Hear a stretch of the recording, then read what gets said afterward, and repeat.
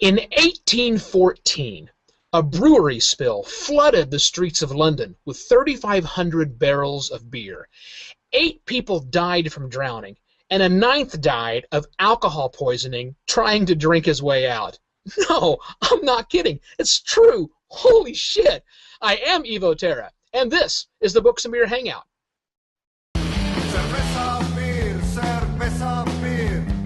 Hello everyone, my name is Jeff Moriarty and welcome to another episode of Books and Beer. We have a fantastic episode today with 2 amazing authors who tend to break the rules a little bit. This episode is Rules for Writers and when you can break them, nay, crush them beneath your feet. So I'm going to let our 2 guest authors introduce themselves. First up, infamous, notorious Mr. Nathan Lowell. Say hi. My name is Nathan Lowell. I'm the creator of The Golden Age of the Solar Clipper, author of the Tanith Fairport Adventures, and tonight I have a nicely filtered Adam's Ale. Pure, clear, and absolutely cold water. It's what I can have on my diet for tonight for the moment, so that's what I'm drinking. Nice. Terrifying diet in my book, but welcome. All right, Debora Geary. Hey, I'm Debora Geary. I write about witches. My series is A Modern Witch, and I don't drink beer. So I'm not entirely sure how I ended up here. A pint in my world would be Ben & Jerry's, but I decided that was pretty messy for video. No, I think that actually works out well. Well, the good news is Jeff and I drink enough beer to cover it for all of us. So I'm drinking tonight, Jeff, a Territorial Reserve Ale. This is one from the Coop Brewing Company. This is their Wild Wheat Wine Ale, and it's sour as hell, man. Oh. This is a competition, but we're at a competition. I think I would emerge victorious with my Stone Ruination 10th Anniversary IPA. Yes. There's actually no glare. You might think that's a glare. That's actually the IPA radiates light. It is so good. I see. All right, so we'll take care of the beer, and you 2 bring the books, if you will. So let's start this off by having a quick conversation. Tell us, and we heard a little bit about that. I know, Debora, you said that you write books about witches, but extrapolate just a little bit for us on that. Well, I write books set in a very modern time with very normal people who happen to have a few unusual powers. But I think really people don't go to my books looking for witches. They go to books looking for stories about ordinary people in pretty ordinary places. And Nathan, I would similar the question over to you. You write books about space, sort of, as well as fantasy, sort of. You want to describe those a little bit? Well, yeah, I write stories about ordinary people in extraordinary circumstances. So I don't write stories that are, that hinge on a requirement for technology or armed conflict or any of the more amusing tropes of those 2 genres that I write in. I write stories about people who do things that normal people would do and try to make stories that are compelling about people who would otherwise be just somebody you wouldn't notice passing on the street. Kind of downplayed this a little bit, but your stories have amazing followings, and one of the comments I hear is, they're so odd. Nothing happens. There's a lot of sort of implicit rules that you are breaking. Do you consider, each of you, do you consider yourselves rule breakers, or is this just a variation of normal writing? For me, I was too new to this to know what the rules were. So I think there's some freedom that you have by just walking in and telling the story that you wanted to tell, and people tell you later that you broke a lot of the rules. But honestly, the criticism about nothing happens comes from the people who don't like the books. And I think that different books speak to different people. If these books speak to you, that's not going to be what you walk away saying. Well, we challenge you a little bit on that because, so I like both of your books, and I would still also be probably in the camp that says, compared to, I'm a big fan of George Martin's Game of Thrones. And, I mean, ridiculous amounts of things happen. I mean, it's insane. There's a very different tone and pacing to your stories. Nathan, to your point, ordinary people in extraordinary circumstances. So you think it's just really a matter of taste, Deborah, not that there's anything particularly different about your stories? No, I don't think my readers would argue that lots of things happen in my books. I think that's simply not the thing they would focus most on. It's like walking away from a date and saying, man, he had really funny stripy socks with pink roses on them. Dude, if it was a good date, you didn't notice the socks. So I think that the average reader will walk away from either Nathan's books or mine talking about the characters and wanting to live in the environment that we build. I don't think they're going to be talking about the fact that nothing happened. I don't think they're talking about what's not there. Oh, fair enough. I don't mean to dwell on that point over much, but that's just sort of one of the things that I hear a lot. So, Nathan, do you consider yourself a rule breaker? What rules do you delight in crushing? Well, I don't, like Deborah, I started out not knowing what the rules were necessarily, so I really didn't. Am I unmuted? Yes, that works better if you unmute first. I started out a lot like Deborah. I didn't really know what the rules were. I just started out telling the stories that I wanted to tell. And those stories were in large part a response to the current space opera, blow something up every 50 pages, save the universe every 100. And if there's not blood in the scuppers and ichor on the bulkheads, it's not really space opera. And so what I was more interested in was telling stories that were that had more character in it than technology. That had and Deborah touched on it earlier. Creating places that people wanted to live. One of my fans said that all these other people write stories that are fascinating, but they're about worlds that you'd never want to be in, and they want to sign up on the Lois McKendrick. I think that's a fair analysis. You know, Nathan, I've read all of your books. Deborah, I'm partway through book 4 of your series. I was trying to get done before tonight happened, but it didn't happen. And you have a very similar writing style. And I know that you both said you didn't know the rules when you go forward, and I think that a lot of authors don't know the rules when they go forward. You might have gotten lucky by breaking rules that maybe aren't as important as we tend to tell them. But nonetheless, there are rules for writing. Since you both have written several books now. I don't know, Nate, what your number is up to now, and Deborah, I know there's a number that's north of 5 or 6 for you. Are there rules that you have decided that you will start following from now on? Have you changed anything since that first, blindly stumbling around in the dark? I attempt to keep all of the details in my series straight enough that they don't drive people crazy, but honestly, you dig yourself in and then you just have to swim around and keep going. I think there are some forces that drive what I'm writing now that are different than what I started with, but rules, I've never been very good with rules, so I don't think that's on the list. I think that readers, I wrote book 3, and at the end of book 3 there is a marriage proposal, and then I wrote book 4, and the 2 people involved in the proposal were married, and my readers, they threw a fit. They threw a very public, very big fit. So I wrote a short, and I gave them the wedding that they wanted. And they were mad because they didn't get to see the wedding? Yes. Those were all women, weren't they? Because I got to that point, it didn't bother me at all. I got it. I hope that Robert is watching this because he led the charge. And no, he's a video game programmer. All right, maybe it's just me who doesn't care about weddings then. Oh. I'm glad you didn't miss it. Nathan. Yeah, I think I pay a little more attention now to some of the ideas of how stories get constructed.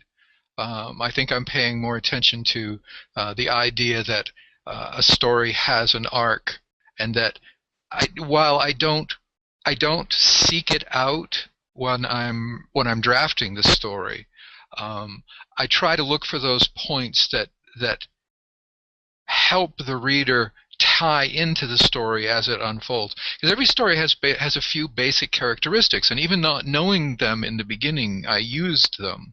The basic 3-act structure, and my first book has actually a 3-act structure in it, but it's a very warped one. So a lot of people feel that the ending of the first book is kind of quick, and it's because my 3rd act is very short. And I have a very long 2nd act, and the 1st act is almost non-existent. So the pieces are there, they're just not balanced in the way that a lot of people are expecting to see them balanced. And I think a lot of the early criticism comes from that, that sort of sense that a story has a particular balance, that the components that go into the story have a certain sort of aesthetic that helps pull the reader into the story as part of the structure. And I pay more attention to that now. In fact, the last book, I'm up to number 9, the second book in the Tanith Fairport series, I fear is called. I was paying attention to the structure, and I wrote what I thought was the 1st act, and it was too long, and then I wrote what was the 2nd act, and it was too short. And then I tried to write the 3rd act and realized that I didn't have a 3rd act, because the 3rd act was the 1st act in the next book. And I realized that the problem was not that I had written a book in the wrong structure, but that I had missed the first part. And when I went back and put that in, then the story gelled, then the story came together, then the story could stand as a story in itself. And when you're writing a series, the challenge is always to write a story that can stand on its own as much as possible. And so once I found those pieces and was able to actually look at them from that sort of critical eye of what are the 3 acts, where are the main components of how this story gets woven together, what are the threads and how do they tie. Once I was able to actually sort of step back and take kind of a meta view of how that thing might work, I was able to see where I needed to make it work in order to have the story flow. Before I was doing it by accident, I was doing it out of instinct, and now I'm being a little more deliberate about it. It sounds like you have kind of built this, your awareness of your own style as you've gone, and there's expectations, I think, as you've sort of come into your own, I guess, for lack of a better term, as you've gone along. There's maybe not clear rules, but expectations that have come with your particular style. For example, the ending of your Solar Clipper series involved an event that caused, as I seem to recall, great consternation and stomping about and wringing of hands and torches and pitchforks and other things. Gnashing of teeth. Yes, and I'm being rending of garments. I'm being intentionally vague, right? I'm still holding my pitchfork. Okay, all right. So, but here was an example of a rule, in a vague sense of the word, that you imposed on your own writing. Yeah. As I understand it, watching that, a lot of your readers felt, here is the contract, the rules, what I'm going to get from Nathan Lowell. That was violated and things changed. Can you talk to me a little bit about that, an internal rule that you developed that you broke? Yeah, that was one of the very interesting things that that I ran into at the end of that book, and it actually grew out of reader demand, because as I was writing that book, the last Harry Potter book was coming out, and the fans were saying, hello, we know you're writing the last book in the series. You can't pull a J.K. Rowling on us here. This is not going to be another Harry Potter. You can't kill him. And I thought, oh, okay. Well, that was an interesting idea. So I thought, well, all right. Well, if I'm not going to kill him, then what am I going to do? Who can I kill? Who can I kill? No, well, the question was really in terms of the structure of the story, in terms of the structure of the arc. 'Cause there's 6 pieces to this thing that make up one large, very large story. Each book is part of a much larger arc. And so stepping back from that and saying, okay, well, I can't kill him, and I really don't want to write a happily ever after ending, because that would be the same as killing him, because then I can't write any more stories because he's got a happily ever after. And happily ever after doesn't really, I mean, talk about nothing happening. Happily ever after it makes it even impossible for anything to happen because he has to stay happy forever after. And so I had a challenge there in that I wanted to write more Ishmael Wong stories. And so not killing him wasn't really a bad thing. But because I wanted to write more stories, what I needed was a way to close out the arc. I needed to have something that would bump him out of the pattern, because every one of his stories is about how he overcomes basically a pay grade. And what are some of the other stories that I want to tell? He lives in a very Pollyanna world in the very first books, and things aren't really quite as clear as they seem as he progresses up through and becomes part of management. And a lot of what the readers and the listeners took as promise, as contract, and I went around with this with the Dead Robots people, was that they were going to get stories that were free of any kind of reality. And that was, of course, never part of the contract that I embarked in. In fact, the stories themselves all have some component in them that are quite dark and not really explained. They were sort of things that happen. And in real life, for regular people, bad things happen. And usually they're, in most cases, kind of arbitrary. They're sort of like sudden and unexpected, and they hit you out of left field. And that really had happened only a couple of times to Ishmael, but it seemed like a very good way to break him out of where he thought he was. He needed some sort of traumatic event to take him out of his comfort, to take him out of his place, to bump him, to destabilize him to a point where I can take him in a direction that is different. And I needed a rabbit hole for him to go down. And he has all of those things now at the end of the last book. He's got a very traumatic event. He's got a rabbit hole that he needs to go in. He's got a mission that he needs to follow through on. And all of that is spelled out in the book, and careful readers will find it. Not careful readers will be very upset. Hey, Jeff, here's a tip. Don't ask Nathan about the ending of a series. Well, he was, to me, this was a big, example of taking breaking a rule. And clearly, you've given an enormous amount of thought to it, both before it happened and since then. And I think it's a perfect example. 25-minute show, people. Sorry. Okay. Well, we'll do a special Books and Beer, the ending of Owner's Share, coming soon. So, Deborah, other than the wedding, which I would have been also like, yay, moving on, what other internal rules maybe have you set up that you've changed, broken, altered, and either maybe you didn't necessarily get feedback on it or have pitchforks, but you really said, you know what, I want to start doing this a different way? I think I largely haven't yet. I would say that reader expectations have thus far largely been met by what I write. And I'm pretty careful about that because I'm one of the readers that was really mad about the ending of Nathan's book. And I was really mad about the ending of his first Kenneth Fairport book, too. And I still keep reading, but someday they need their happy endings there, Nate. So I deliver happy endings. I deliver books where the community is a little better than anything in reality could be, and the relationships between people are deeper and better understood. And that, I think, is the attraction for my readers. It's also what I like to read. So for me, it's been very easy to serve that up. I've slid some. I wrote a trilogy that uses some of the same characters but is a lot less magical, testing the theory that it wasn't really the magic and witches that were what made my books work.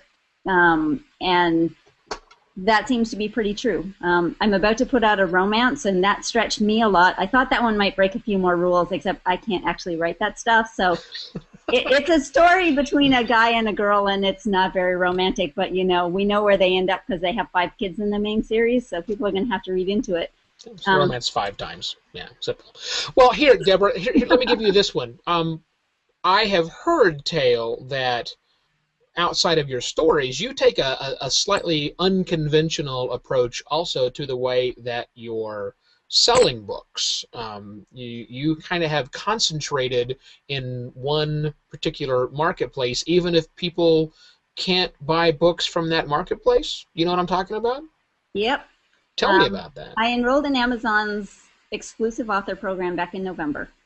I did it based on a lot of data that said I'm not selling a whole lot of books anywhere else. Other venues weren't giving people good ways to discover my books. So it's not that Nook readers don't like witches, it's that Nook readers can't find my books for love nor money on Barnes & Noble. Because I had readers who weren't Kindle readers, I offer a service. If you buy the book on Amazon, I will provide it to you in any format that you want. So I tried to take good care of my existing reader base, but I'm definitely not growing a huge base of Nook readers or Sony readers or anybody else. For me, it's about the pond that you have time to swim in and do a good job of. And my job is to write books. My job is not to, well, my job is to be a publisher, but I needed to minimize the part of that job. It was starting to really impact being a writer. So I'm not on Google+. I'm not on Twitter. I don't do a lot of things that a lot of authors do to try to sell books or find readers. I focus on one marketplace, and I write one kind of books. And so far, I've been paying a lot of attention to what the guy at the other end of the screen has done. And I think actually my approach has been very similar to his in philosophy. It's been very different in execution and the places that I've chosen to focus. But I watched what he did. He picked up readers, and then he takes really good care of them. So I'm picking up readers from a different pond, but I'm trying to take good care of them. And I think that that definitely breaks some rules for what indie authors are supposed to do to sell books. Right. I think that's a good thing. And, well, at the same time, to talk with Nathan here for just a moment, I mean, I can recall conversations, Nate, you and I had 4 years ago. I would consider yourself also unconventional. You just suddenly found this pool of people to start. Briefly, can you tell us about your unconventional approach to marketing your work? Yeah. I don't... I'm not everywhere. I don't try to be everywhere. I don't follow the conventional wisdom in terms of putting my name up every place it needs to go. I'm not interested in putting my name in front of a million people. I want my name to be in front of the 50,000 people who want my name. And so I don't really go out to beat the bushes and bang the drum and to draw attention. My goal is really based on the classic 1,000 true fans strategy. Whereas if I have 1,000 true fans, I don't need to sell my books. They will. So their word of mouth is really what I rely on in terms of finding new readers, new fans. And because the people who are giving personal recommendations to their friends have more influence with those friends than I would, they're also more likely to recommend things to them that they're going to like. So they will only recommend books, my books, to people who they believe are probably going to like them. The interesting thing is what Debora and I have been able to do in terms of cross-pollination of our markets, because that just should not possibly have worked. But it did for the very reason that you mentioned earlier. We have a very similar feel and style of storytelling. And that storytelling style transcends genre, transcends market, it transcends just about everything. So there's obviously a need or a desire in the marketplace for these kinds of nothing ever happens stories about people who are engaged in life and how they deal with it. So I look forward to that collaboration when Ishmael Wong marries a space witch and they go off and I don't even know where you take that. So just free idea. There you go. But they have cookies and coffee together. I love it. Oh, we'll yes. have a big fight about the happy ending, should that ever happen. I'm going to just let that comment go. And wrap up in our home stretch here. Last comment for new authors. What is one misconception that every new author should know as they get started? Debora. People believe your job is to sell books. Your job is to write books. Okay, very nice and succinct. Nathan, close us out. Do it. A lot of people are afraid to do it. Do it. You don't need an agent. You don't need a publisher. You don't need anything except a really good story. Do it. That's an excellent way for us to wrap that, because this is a wrap here for the Books and Beer Hangout. For those of you watching on Google+, you can join the Hangover, which happens right after this. But for those watching on YouTube Live, that's it. So thank you very much, Nathan. Thank you very much, Debora, for joining us here today. Thanks for having us. And also thanks to all of you for watching us here on the Books and Beer Hangout, however it is you may have found us. We record the Books and Beer Hangout live every Thursday night at 6 p.m. here on Google+. It's also simulcast on YouTube Live. For information and links from prior episodes, check out the booksandbeer.com website. Actually, just simply booksandbeer.com. No "the" on that. And for insight and education on how to survive and thrive as a digital author, please check out epublishunum.com. For Jeff Moriarty, I'm Evo Terra. Thanks for watching. Cheers.